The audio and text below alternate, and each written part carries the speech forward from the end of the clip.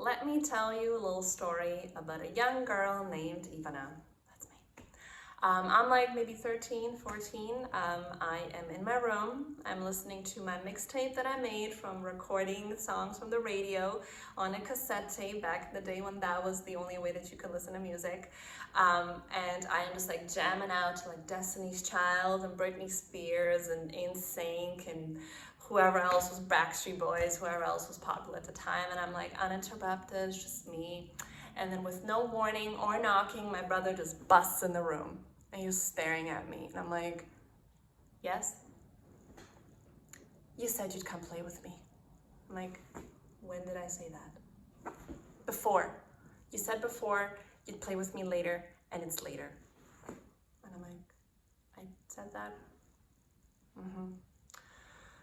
Okay, fine, I will come play with you. Yes, I'll be outside. And he runs off, and I am left to pay for the promises that I have made.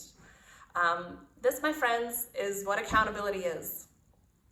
Welcome to my channel. I'm Ivana, as per my earlier introduction, and today I'm going to talk about accountability.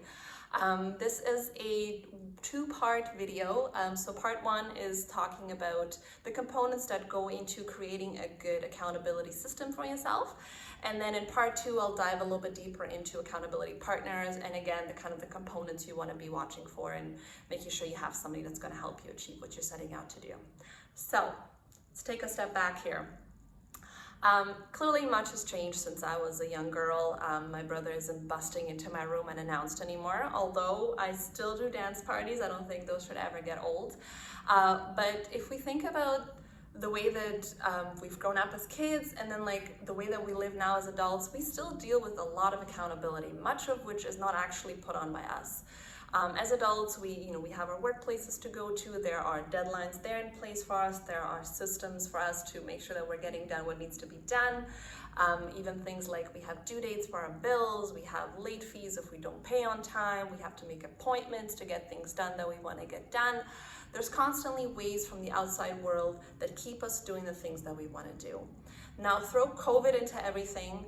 And a lot of us have been confused as to like, why was I able to do so well when I went to work? And now let's say I'm working from home and I'm struggling to get the same work done.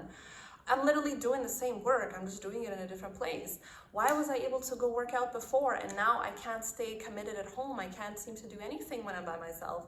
And I think a lot of it comes down to like when we're on our own trying to create our own goals and our own systems, we actually don't know what goes into a good accountability system. And when we don't know how to keep ourselves kind of checked in, it's easier to fall off and not follow through. So I've done some thinking based on like my own hiccups and like reading and learning, and I've come up with four components that I find are present in a really good accountability system. So it could be any and all of these items together. And I've narrowed it down to 4 C's to make it simple. So those are clarity, commitment, checkpoints, and consequences. So clarity means that you know why you're doing what you're doing. Why is this important to you that you follow through and you continue to do this? Regardless of everything else that you set up for yourself, no one can take away the work that you need to do. Like no one can replace that. You need to be the one that shows up every day and does what you want to do. Because you were the one that set out these goals for yourself. So you need to be the one to do the work. So knowing why you're doing what you're doing will keep you putting in that work every day. Clarity also means what is your plan? How did you plan on getting yourself to point A to point B? Because if you have something that makes sense to you, that you're like, I can do this, like there's no reason why I wouldn't be able to follow through on this on a day-to-day basis, it's gonna make it a lot easier for you to accomplish what you're setting out. Commitment is number 2. Commitment is literally as it sounds. It's making a pact towards somebody else. And I think picking a person that you get to answer to, like identifying who it is that you would like to make a commitment to is really important.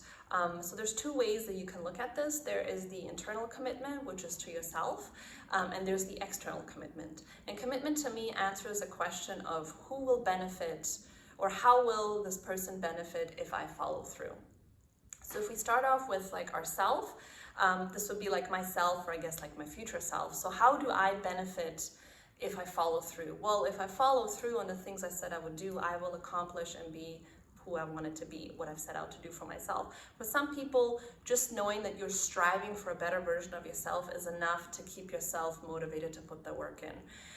For a lot of people, myself included, that is not enough. Like, logically, I think to myself, when would I ever plot and plan and dream of intentionally making myself crappier? I would never do that. Nobody does that. So of course, I'm always doing it with the intention that I would become a better version of myself. So that in itself is like not enough. It's like, that's a given. That's kind of like a byproduct of what I'm doing. A lot of people, like I said, myself included, we need an external accountability system. So another person that we have to keep in mind that we are wanting to benefit, or I guess not want to disappoint. So this could be like a group of people. If you are someone that, let's say, has group activities, so maybe you wanted to rejoin like some kind of classes, knowing that there's people there that are counting on you to show up, to put your work in, is a good way to keep yourself putting in the work that needs to be done. Or maybe things like work, like you know that if you're part of a team, everyone has a role to play, everyone needs to pull their own weight. If you don't pull your weight, you're letting everybody else down. Or if I do my work, that means everyone else gets to benefit in this kind of a way. So that is another form. The third form of commitment is actually to another person. So it could be something like an accountability partner, which is a conversation I will have in another video. An accountability partner is someone that you will literally have like a one-on-one kind of relationship with, where you will be focusing and talking about the things you're trying to set out. It can go both ways. It could be like you're helping them and they're helping you, which is great. Or it could be in the form of like a coach, where like a coach is more doing help for you than you are doing help for them. But that's the commitment part can be very important for a lot of people, for myself included as well. Point number 3 is checkpoints. If I bid off a goal that's going to take me 6 months and I just trucked along and hoped that I would get there somehow, the chances that I would start falling off at some point probably very early on. If I tell myself, all right, let me do a few days and then at the end of the week, I'm going to do a checkpoint either with myself or I will do a checkpoint with another person and see how I'm doing. So checkpoints are there to reflect on how far you've come. And it's also to kind of troubleshoot, like how is everything going? Do you need help with anything? Is this working? Should we try something different? Without checkpoints, we're just kind of like wandering aimlessly around. Even if you have someone that's like, I don't want to disappoint them.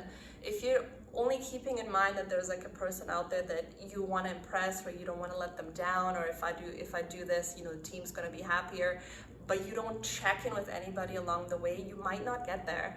Having smaller bite-sized pieces along the way will keep you more motivated to put the work in. It also breaks things down a lot easier. It makes it more digestible, and it also gives you ways to kind of troubleshoot and make sure that you're either celebrating the things that are going well, or making sure you're kind of working on the things that are maybe giving you some trouble. The last one, point number 4, is consequence. So consequence is also closely tied to commitment because it's the flip side of what's going to happen if you don't follow through. So by not following through, I mean like you didn't do the work. I don't mean like I did all the things I could have done, I did the best I could and things didn't work out. I meant like I just didn't do the work, I couldn't be bothered. What's going to happen? And consequences are important because as people, we are highly motivated to avoid pain. So knowing what is going to bother you, what's going to affect you, is a good way to make sure that you try to stay away from that. So if, let's say, financial punishment, like if I said, you know, I will buy myself whatever at the end of this when I've done what I said I would do, if I don't achieve, I don't get to have this, or maybe every time I don't do this, I have to like pay to a charity, or I have to pay money to somebody else. Maybe you're motivated financially, like I don't want to lose financially. This could work for some people. If you're someone that like has bought classes but didn't use the classes, bought courses that didn't finish, chances are financial punishments like that aren't going to be working for you, because you have already like kind of, you know, you've been like, money is of no object to me, I will pay you double just to leave me alone. Like you might be that person, and that's okay. Your consequence might be more tied to like social things. So like, I don't want people to think I'm that person that doesn't follow through. I don't want people to think that, you know, I don't want to lose respect. I don't want like, so maybe like a social consequence is maybe a little bit more closely tied to you. So it's just more to keep yourself reminded of like what you're trying to stay away from. And then, so those are the 4 points. maybe you're listening to this, you're like, okay, no, I can totally tell how like if I changed a couple of these points, how like I was succeeding in the past and how I didn't. If you're not sure, then maybe just take a couple of minutes and then think about a time where you set out a goal and then you like killed it in the best way. And then do the same for when you set out a goal and like you killed it in the worst way, like it didn't work out. And see what was there when things were going well, and then see what maybe wasn't there when things didn't go so well. And the answer is probably somewhere in these 4 points. And I can tell you, once I like consciously thought about the 4 items, it made it a lot easier for me to hold up to the accountability that I set out. I'm someone that needs external accountability, so I make sure that I'm booking appointments to things, I'm booking classes, I'm doing group things, I am answering to somebody whose respect I want, or like I don't want to let this person down. I'm always like, I need to be reinforced through something on the outside. If you're not sure, trial and error. Try it out and see how you do. Maybe you're gonna just try it on your own and see how it goes. Maybe you're gonna try to do like little reminders for yourself. Maybe you'll do like apps. Maybe apps can be also a good way to keep yourself accountable. Or maybe you're gonna have to recruit somebody and be like, I need you to help me with this. Either way, feel free to share on the bottom and let me know what the best ways are that you keep yourself accountable. And let's keep sharing and let's keep learning together.